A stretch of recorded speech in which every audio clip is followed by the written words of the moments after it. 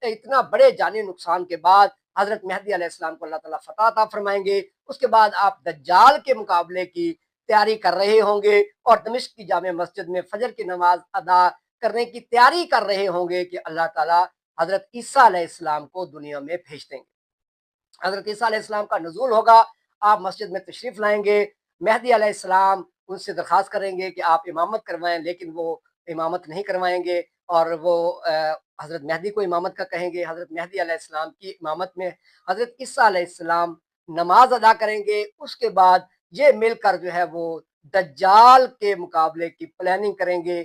حضرت عیسیٰ علیہ السلام کو اللہ تعالیٰ کی خصوصی مدد اور نصرت حاصل ہوگی۔